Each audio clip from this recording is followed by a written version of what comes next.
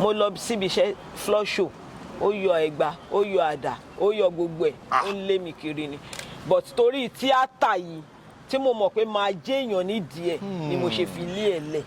Yes, so you are welcome to another incredible edition of Unscripted with Jeff Owolewa, aka Tony Montana. On the show today, I have one of our veterans in the industry. Yeah, join me as I welcome Iya Tinko. Iya, ẹ káàbọ̀ sí orí ètò. Ẹ ra sà. Ẹ kí àwọn ará ilé kẹsàn orúkọ yín fún wọn. Mo kí gbogbo ará ilé o, ẹ kú ọjọ́ mẹ́ta o, a kú àsìkò ìlú yìí o,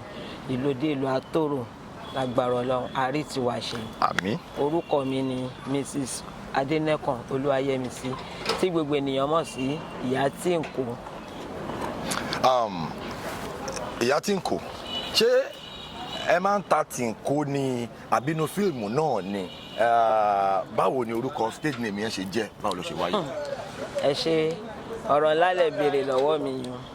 Ó yẹ kó ti lọ sọ́dọ̀ wọn. Bí mo ti rest yẹn, wàá ra move lọ ẹ bá ti máa ṣe nìyẹn. I go from the question now. Action. Action. Iya Tinko, ṣé orúkọ yín yẹn ṣé ẹ ń ta Tinko ni ṣé inú fíìmù náà ni? Ẹ bá wa ṣàlàyé fáwọn ará ilé báwo lorúkọ yẹn gangan ṣe wáyé. Question lálẹ́ béèrè lọ́wọ́ mi yìí o. Mi ò kí ń ta Tinko tẹ́lẹ̀. Kódà mi mọ̀ pé Tinko kan wà tán èèyàn tẹ̀tún lè ṣe ní ata. But nígbà tí mo join industry nígbà yẹn lọ́hùn kò sówó mọ́tò tá bá lọ sí location, kò sówó oúnjẹ, kò sówó iṣẹ́ on your own. Ọ̀yọ́. Òní nígbà yẹn mo wá wò pé ṣé odindi mi báyìí màá wá lọ sí location màá máa lọ tọrọ owó mọ́tò tí n bá bọ̀ àbí tí n bá fẹ́ jẹun tówó tí mo mú lọ tí ò tó mi ná. Mo kàn decide pé jẹ́ máa yí Tinko láta bóyá wọ́n rà. Mo risk ẹnìjọ́ yẹn náà ni Ọlọ́run dẹ̀ sọ pé bẹ́ẹ̀ ni láti ìgbà yẹn ni mo ti ń tà. Kò sí bí location tí mo lọ tí mi ní gbé dání. Kódà mo lọ ṣiṣẹ́ ní Kútọ̀nù àjọ lọ ni. Kọ́lọ́run kó fọ̀run kẹ́ bàbá wa ara kan gúdùn wọ́n ṣe fíìmù kan gbà yẹn. Mo gbé dé airport o èmi àti Tinko mi o mo gbé dé airport so nǹkan tó bí Iya Tinko ní láti ìgbà yẹn. Ó ní agbára. Iya Tinko ní industry ó ti tọ́jọ́ mẹ́ta. Àwa náà bá yín bẹ̀ ni. Ìgbà wo gangan lẹ join ní industry? Ta lọ̀gá yín, ta ló train yín? Industry mo máa ti join ti pẹ́ láyé ANTP ni o. Torí tí tampande ti bẹ̀rẹ̀ náà nísìnyí ó ti ń ka ìjọ. Nígbà tí mo wà ní tí mi ti lọ ilé ọkọ tí mi ti marry ni mo ti ń bá àwọn kan ṣe nígbà yẹn. Iṣẹ́ kan nígbà yẹn ọba lọ́la àwẹ̀ kóyá ẹni tí inú iṣẹ́ yẹn ni church mo máa ń ṣe drama church ní Kerubon and Seraph Goshen máa ń participate a máa ń ṣiṣẹ́ máa nǹkan wà níbẹ̀ ṣé náà máa yọ̀ mí àwọn ni wọ́n ń ṣiṣẹ́ nígbà tó wá rí character mi wọ́n wá sọ fún mi pé Yẹ́misí ó yẹ kó lè wá join association mo ní kí níjà association wọ́n ní tíátà àwọn náà mú mi wá nígbà yẹn ní ètò sẹ́dìlò kejìló tí mo fi ń ṣe bẹ́ẹ̀ nígbà tí mo di ẹni tó marry mo gbàgbé industry mi ń ṣe tíátà mọ́ ìgbà tó dẹ̀ tún yá tí trailer gbàrin mi àti ọkọ mi tó pín wa níyà mo ṣẹ̀ wá join lọ́dọ̀ Isiaq Odùtọ́lá aka nígbà yẹn àjẹkù ẹ̀bà but nísìn omi ọgbọ́n òun ni ọ̀dọ̀ ẹni mo wà tí mo dẹ̀ ti ṣe freedom tí mo dẹ̀ fi ń bá iṣẹ́ mi. Because àwọn èèyàn tí wọ́n máa ń wò wá nílé wọ́n máa ń feel pé àwọn ní tíátà àwọn ní fíìmù wọn kì í nílé ọkọ yìí especially àwọn obìnrin ṣé torí àwọn ọkùnrin míì máa ń jealous ẹ mọ̀ pé iṣẹ́ wa a lè lọ for days a lè lọ for weeks ìgbà míì a lè lọ for months ká máa gba location kan bọ́ síbi kan ṣé nǹkan tó fà tí ó fi fàjà láàrin ẹ̀yin àti ọkọ yín nígbà yẹn ṣíṣe fíìmù ló fà ni àbí nǹkan mi. Iṣẹ́ fíìmù kọ́ o iṣẹ́ fíìmù kọ́ iṣẹ́ torí pé ìrìn àjò ti tèmi ẹni tí mo ní trailer gbàrin mi àti ẹ̀ ìyá ẹ̀ ní pírọ́blẹ́mù mi ìyá ẹ̀ ló ní òfẹ́ mi lé ọmọ ẹ̀ torí pé ọmọ ẹ̀ disable ni àwọn òbí mi dẹ̀ sọ pé mi gbọ́dọ̀ fẹ́ mo dẹ̀ sọ fún wọn pé màá fẹ́ lọ́ranyàn torí ní 1984 èmi gangan mo ní accident ẹsẹ̀ mi nígbà yẹn Ọlọ́run ló sọ wípé wọn ò ní gé nígbà tí àwọn òbí mi kì í ṣe gbogbo àwọn òbí mi o mọ́mì mi especially mọ́mì mi ló takú wípé rárá mi lè fẹ́ mo dẹ̀ jẹ́ kó yé wọn pé màá fẹ́ torí tó bá jẹ́ ní ọdún yẹn lọ́hùn tí wọ́n bá gé ẹsẹ̀ mi tí ẹ bá wá rí ẹnìkan tó ń fẹ́ mi bóyá mo wá délé mo sọ fún yín pé àwọn òbí ẹ ní kí n má fẹ́ ìbànújẹ́ ló máa jẹ́ fún yín torí ìdí èyí máa fẹ́ mo wá fẹ́ tán mo kábàámọ̀ pé mo fẹ́. kí ló ṣẹlẹ̀ ṣé ìyá yẹn náà ni. ìyá ẹ̀ ló ṣèṣù lé mi kódà ọmọ mẹ́ta ni mo bí fún ọmọ mẹ́ta òun ni mo bí fún so Ọlọ́run ò dẹ̀ kọ́ náà àmọ́ ibi tí mo wá wọlé lẹ́ẹ̀kejì mo kúrò nínú náà mo bọ́ sínú náà ni. bíi ti báwo. nítorí ìyẹn ń tiẹ̀ mi gbọ́dọ̀ sọ abuse language kì í ṣe èèyàn rárá mo lọ síbi iṣẹ́ floor show ó yọ ẹ̀gbà ó yọ àdá ó yọ gbogbo ẹ̀ ó ń lé mi kiri ni but torí tíátà yìí tí mo mọ̀ pé máa jẹ́ èèyàn nídìí ẹ̀ ni mo ṣe fi lé ẹ̀ lẹ̀ mo rí pé kò support mi nìyẹn mo dẹ̀ kó bẹ̀ ọmọ kan ṣo ni mo bí fún ibi tí mo wá wọ̀ tó gbà mí tọwọ́ tẹsẹ̀ lórí tíátà kódà kó wà lórí mi tó bá gbọ́ pé àwọn ọ̀gá mi pè mí tàbí iṣẹ́ ó máa dìde ó máa ní máa lọ ni tí n bá ń dáná lọ́wọ́ tó bá pè mí ó máa ní máa lọ ló máa ṣe ọbẹ̀ yìí jiná kọ́lọ́run bá mi fọ̀run kẹ́ wọ́n ti ṣaláìsí òun yẹn ti wá ṣaláìsí tó support mi nínú gbogbo nǹkan kódà tí n bá lọ tí n bá ní wá fún mi lówó mọ́tò tí n bá ní mi ò ní tí mi ìbá dágbére pé mi ò dé o bóyá mo á dọ̀hùn ó yọ pé mi ì ní dé tí n bá ti pè pé mi ò dé o á ní kọ́lọ́run ṣọ́ mi òun ni ìkan tíátà ló gbé mi kúrò nílé ọkọ mi kejì torí mo ti ṣe interview yẹn tẹ́lẹ̀ káwọn kan sọ wípé ìwà mi ò dáa ni ìwà mi kọ́ o.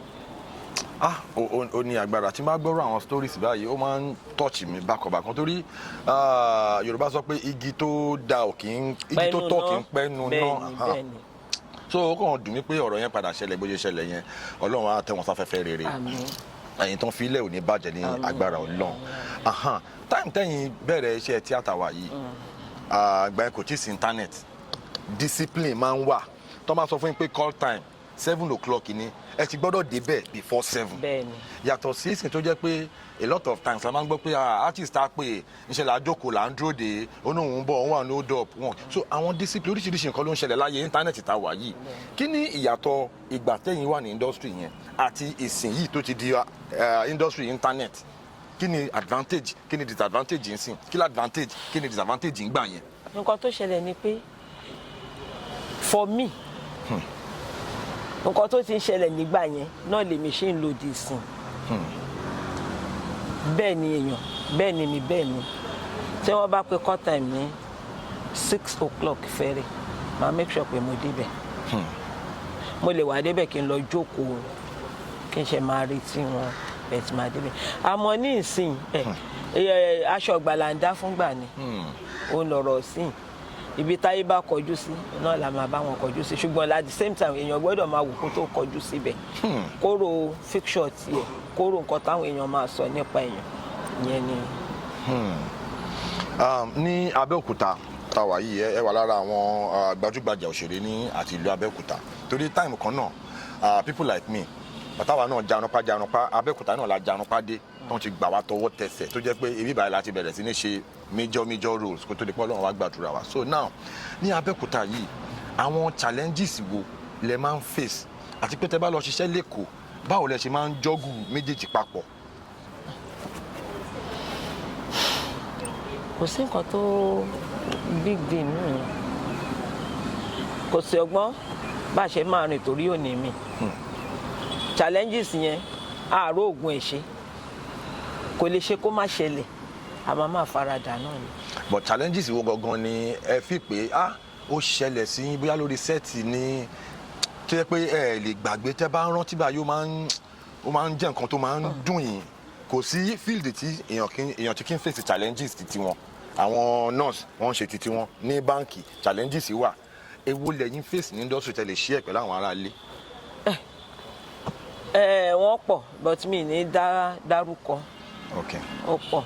ẹ kàn fún wa ní story àti situation. nǹkan tó challenges tó wà bẹ́ẹ̀ tó máa ń dùn mí ju èmi personal ni pé tó o bá ti níṣẹ́ pẹ̀lú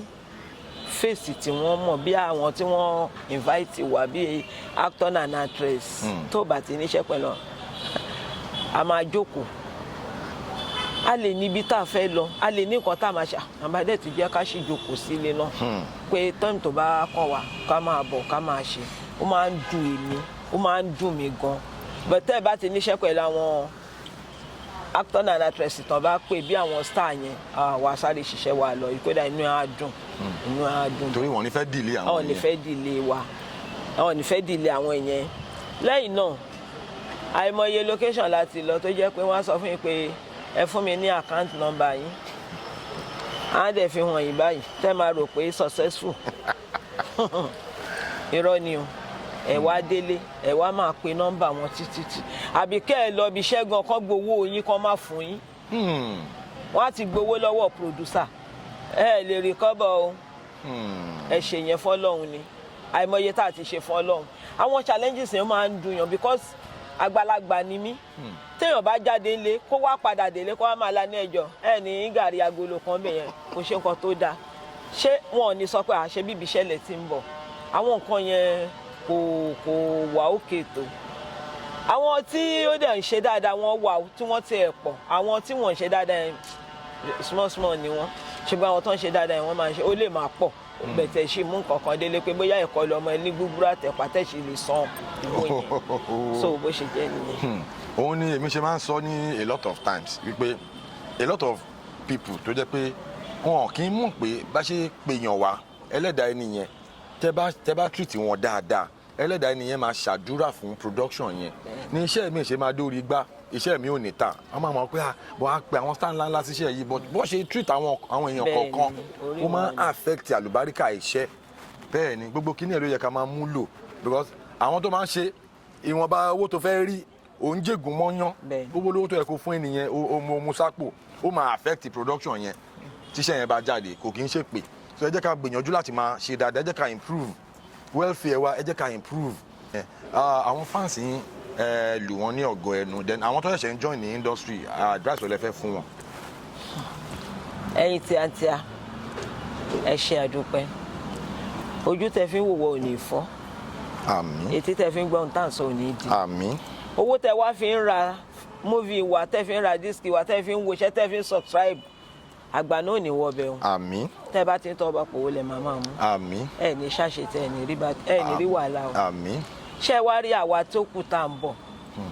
tàbí tí ẹ̀sìn rò lọ́kàn pé fẹ́ join industry àyè wà àmọ́ ọkọ̀ téèyàn bá bá lọ sógun ló máa ń kọjú mọ́ ṣíkà mẹ́ta ló wà ní industry o ẹni wá ṣiṣẹ́ kó gbowó ẹni wá wòran àtẹni bá tọkùnrin wá tàbí tóbìnrin ìtò bá wa òun ló máa gé ni lágbára Ọlọ́run a ní rí wàhálà o ìdààmú kéré tóbi kò ní jẹ́ tẹ́ni kankan wa ẹ ṣe àdúpẹ́ o. ọ̀rọ̀ tẹ sọ́nsìn kẹ́tó sign out mo fẹ́ tap nínú ọ̀rọ̀ yẹn mo wá fẹ́ gbọ́ torí ẹnu àgbà lóbi máa ń gbó sí tó tó bí òwe o. ẹ rí mi pa. so ní táìmù kan àti Jayé Kùtì jáde wọ́n ní àwọn tó ń sọ pé wọ́n máa ń gba pátá àwọn kan tó fún àwọn ní rules ní industry wípé kò ṣẹlẹ̀ sáwọn rí kò pẹ́ ní ọmọbọ̀tí òun náà jáde ó ní reason tóun tiẹ̀ fi ìyẹ̀ba lòun fi tóun fi kúrò ní industry díẹ̀ òun ni wípé ìlọkulọ̀ tán fi ń lọ òun fáwọn mákẹ́tà kan pé wọ́n ní kóun mú pátá lẹ̀ kó tó di pé wọ́n máa fóun ní róòlù kankan bẹ́ẹ̀ yẹn àìmú pátá lẹ̀ yẹn ó fa ìdíwọ́ ráńpẹ́ fóun lòun fi wo pé kàkà kóun bọ́ pátá lẹ̀ òun máa yàmọ̀ fi industry yìí lẹ́nu ṣé ní táìmù títí gbàtà ìbẹ̀rẹ̀ yẹn ṣáwọn kan bẹ́ẹ̀ yẹn ò kì í ṣẹlẹ̀ àbò ń ṣẹlẹ̀ àbí kí ni yàtọ̀ ṣé lóòótọ́ ló ń ṣẹlẹ̀ ṣẹ́yìn experience ẹ̀ rí something like that. ẹ ṣe ó máa ṣẹlẹ̀ bíi ti báwo kò sí kó má ṣẹlẹ̀ industry la pé irú wa ògèrè wà ní industry bó ṣe ń ṣẹlẹ̀ lọ́dọ̀ wa ló ń ṣẹlẹ̀ níbòmíì o nọ́ọ̀sì àti dókítà ó ń ṣẹlẹ̀ láàrin wọn onímọ́tò aláta alájàpá àti onímọ́tò ó ń ṣẹlẹ̀ láàrin wọn ṣùgbọ́n nǹkan tí èèyàn bá filẹ̀ lẹ́nu ẹran máa tó kò sẹ́ni tí wọ́n ń sọ fún ní indọ́sítírì kankan màálù kì í dàgbà okùn kò sí béèyàn ṣe máa gbó tó ààrẹ lẹ́gbẹ̀ẹ́ nígbà tó hàn ní fokùn fàyàn fúnra ara màálù ló ń fẹsẹ̀ ra ẹ̀rìn lọ síbi tán máa pa kọ́ lọ́mọ jà ẹni tó máa gba pátá ń jẹ́ ọ̀sà ní ìgbà ń ta ó sọ̀rọ̀ ó tẹ́ ẹ lọ́rùn ìwọ fún ní tẹ́ ẹ lọ́rùn ó dẹ̀ gbéra láti inú ilé ẹ ó lọ anything can happen nígbà tán ní kí ẹ mọ́lẹ̀ lójú títì tán bá jù wá tó bá dá padà tán bá jù wá tó bá hold ẹ mọ́ra nǹkan kan náà ló máa ṣẹlẹ̀ ṣùgbọ́n èmi o wọn ò bá mi sọ bẹ́ẹ̀ o mi ò bá mi sọ bẹ́ẹ̀ ó ń ṣẹlẹ̀ a máa tó síra wa ṣé bẹ́ẹ̀ náà lára ẹni tó fẹ́ràn wọn nínú wa ó máa ṣẹlẹ̀ ṣùgbọ́n ọ̀ka ẹ̀ ń gbà pátá ń di mi wọ́n ṣe nǹkan kan yẹn béèyàn bá ṣe pírẹsẹ̀ntà ara ẹ̀ wọ́n ṣe máa bá ṣe. ọ̀rọ̀ lẹ ti gbọ́ yẹn ẹ̀yin ará ilé mo dẹ̀ máa ń sọ kinní kan lórí tọ́pìkì tàwa yẹn mo máa ń sọ kankan fún àwọn èèyàn pé kò sí fíìlì tí àwọn èèyàn wà tí irú nǹkan bẹ́ẹ̀ yẹn kì í ṣẹlẹ̀ láàrin ní banking sector láàrin àwọn bankers àti rọ́gà tó ń fọ ọmọṣẹ́ ní hospital náà ara àwọn doctor tó jẹ́ pé kòbákòbá fáwọn nọ́ọ̀sì ni so everywhere ló máa ti ń ṣẹlẹ̀ èèyàn gẹ́gẹ́ bẹ́ẹ̀ ṣe sọ́nsìn èèyàn lèèyàn máa wá mọ nǹkan tó bá lọ síbẹ̀ but àwọn kan tún máa wá sọ pé irú nǹkan bẹ́ẹ̀ yẹn ó máa ń ṣẹlẹ̀ kò kí ni pé bí wọ́n force ẹlòmíì wọ́n máa ń frustrate ẹlòmíì wípé tó bá ti múlẹ̀ àyàfi kó fi iṣẹ́ ilẹ̀ làwọn obìnrin mi ò ṣe kí n ní choice láti rí wípé iṣẹ́ yìí mo dẹ̀ ti jìyà nídìí iṣẹ́ ṣé kí n wá fi ilẹ̀ ni ẹlòmíì àwọn pé kò sáà ní rí di mítà irú àwọn kan bẹ́ẹ̀ yẹn máa ń ṣẹlẹ̀ dáadáa gẹ́gẹ́ bẹ́ẹ̀ ṣe sọ but wọn kì í force èèyàn tó bá mọ̀ pé ó pì ẹ́ wàá ṣe ẹ̀yin ará ilé ẹ ti rí àlejò wa lórí ètò ẹ rí pé ètò lẹ́nìí ó ní agbára ọgbọ́n àti ìmọ̀ láti kọ́ lórí ètò lẹ́nìí ẹ ṣé gan tí a pè yín tí ẹ jẹ́ wa mà. Yeah, as we come to the end of the show. Torí time ni. 60 minutes. No more. Yeah. 20 minutes. Baby, we are good. Yeah. Good morning. Yes, so ẹ ti rí bí ó ṣe lọ lórí ètò mo mọ̀ pé ti kọ́ ọgbọ́n kan tàbí méjì lórí ètò lẹ́nìí Jeff Owolewa lórúkọ mi. As I check you on this same station, Jeff Owolewa TV, please do not forget to subscribe to this channel. See you on the other side. Hala.